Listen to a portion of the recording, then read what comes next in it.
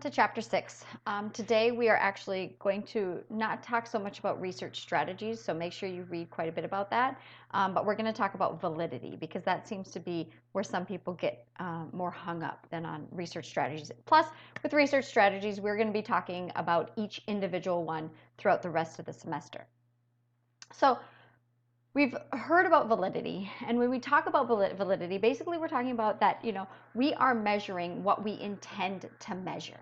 Okay, so like my example previously when I said, oh, I'm going to measure people's intelligence, but by doing so, I'm going to measure it by measuring the length of their finger. Okay, that has nothing to do with it. Or when we look at morality. Okay, and let's say that we're going to measure morality. And we do so by, as we're walking down the hall, we drop a pencil and we want to see if somebody picks it up for us. Now, is that a true measure of whether somebody is a moral being or not? I mean, if they pick it up, it just might mean that A, they're attentive, right? That they attended to the fact that the pencil dropped, that they were in a good mood maybe, they wanted to be helpful. Okay, so there's a whole bunch of other variables that we could be measuring rather than moral behavior. Okay, which is different than morality in itself. Anyway, so what is validity and kind of what are the threats to validity is what we're going to be going over. So there's both internal validity and external validity. Now, when we talk about external validity, basically external validity is anything outside of the research study. Okay, so external validity is the extent to which the results of a study can be generalized to anything outside. Now, a threat to external validity is basically any characteristic of a study that limits the ability for us to generalize beyond the study's results. And there are a few different ways, okay? So we want to, when we conduct a study, we want to be able to generalize from our sample to the general population. Now, of course, when we take a sample of participants, we can't get everybody in our target population, right? And even in the general population. So when we grab our sample of 50 or 100 people, we want to make sure that our results generalize to the general population. So if we're just grabbing 19-year-old college students, 50 19-year-old college students from one college, is that going to generalize to our entire general population of adults? Probably not, okay, and most likely not. The other thing is we want to generalize from one research study to another, meaning that everything we do in one study, it can apply to another study that might use different measures or a different sample or in a different location. Okay, so we want to make sure that our study is sound enough to be able to generalize to another study that has already been conducted or will be conducted. And then we want to make sure that our study generalizes from the research study to a real world situation. So if we're conducting it in the lab or in a natural location, no matter what, we want to make sure, again, that what we're looking at would generalize to the outside world. Okay, so like for instance, for those of you who have heard of the Bobo doll study, and I'll probably bring this up a lot because it's kind of one of the easiest ones. There's a Bobo doll, you punch it, it comes right back up. It's just a blow-up doll. Well, they wanted to know, aggression, okay? If kids play aggressive video games, are they going to be more aggressive to this Bobo doll? Okay, well, they play violent video games. What they found is that these kids who played violent video games compared to neutral video games were more likely to punch, hit, sit on, tackle the Bobo doll than the other kids. Well, does that mean that these kids are truly way more violent in the real world than they were when they had this little Bobo doll in front of them? I mean, many of us are more likely to experiment with this Bobo doll than we would with an actual human being, right? So do the results actually generalize across to a real world situation?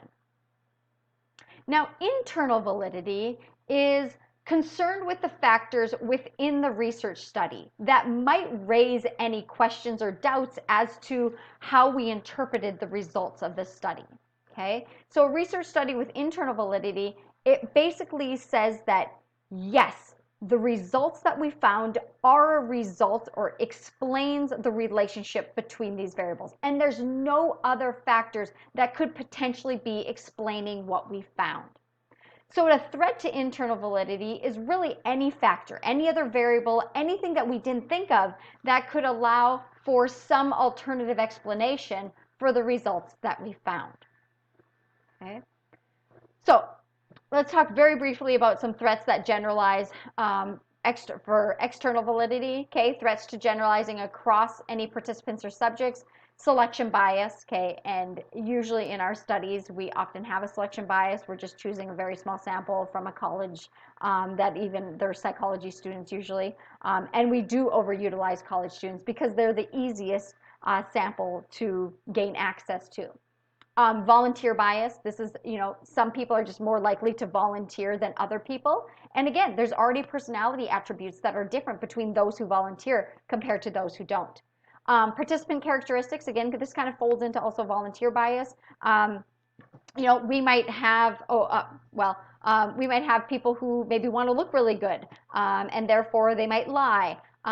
They might react differently in front of a different researcher, right? Whether it's a researcher who's male versus female, young and attractive versus not, okay?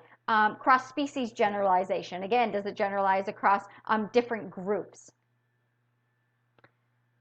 Generalizing across features of a study, are there novelty effects, meaning like it's new and people, and therefore they're acting differently because it's something that, they've never done before. Or even not even that, but or maybe it's ambiguous. They have no idea how to behave and therefore maybe they look to other people.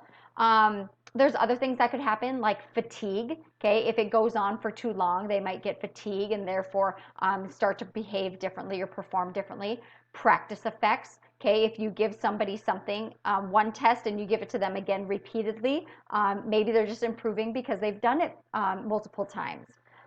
Experimenter characteristics, like I just mentioned, maybe people react differently to your experimenter, but if you had a different experimenter in there, maybe they wouldn't. So for instance, if I was asking about somebody's sexual behavior, okay, or drug and alcohol use, okay, the experimenter who is asking these questions, you might respond differently to either look better or not be so embarrassed. But if it were somebody else who was asking the questions, you might behave a little bit differently.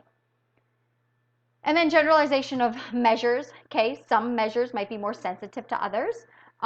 Generality across response measures, meaning like if I use one IQ test, if I use the other IQ test, it should perform in a similar manner. And then the time of measurement. Maybe I'm measuring you or testing you and you're participating during finals week or leading up to finals, which is a really stressful time. And therefore, you behave or you respond differently than you would in a normal time. So all of this is threats to, measuring across or threats to external validity. Now, threats to internal validity. And some of those I talked about actually could truly be some threats to internal validity as well. So what are extraneous variables? Okay, well, many extraneous variables, they exist in any study because an extraneous variable is any variable in a research study other than the specific variables that you are intending to measure. Okay, now they only become problematic when they could potentially be providing an alternative explanation. And in this case, now it becomes a confounding variable. Okay, so for an example, okay, if you present a between subjects design, okay, meaning that the participants are only in one condition or the other, and you have a wide variety of participant characteristics, age, gender, personality, IQ, all of those could potentially be extraneous variables, right? Because personality could matter, gender could matter, but they only become potentially confounding variables when it could become a threat to serving as an alternative explanation for the results. Okay. All right. So the goal of any research, obviously, we want to try and maximize our internal and external validity, meaning that we want to try and make sure that it is a sound study. And the hard thing is though, when you control some things, you're giving up on others. So we want to try and balance both internal and external validity. there tends to be this trade-off, okay? And the purpose or goal of a study is to help you try and decide, which type of validity is more important and which threats must be addressed, because we can't always address every threat at the moment. All right. I hope that helps you understand validity a little bit more. Please let me know if you have any questions.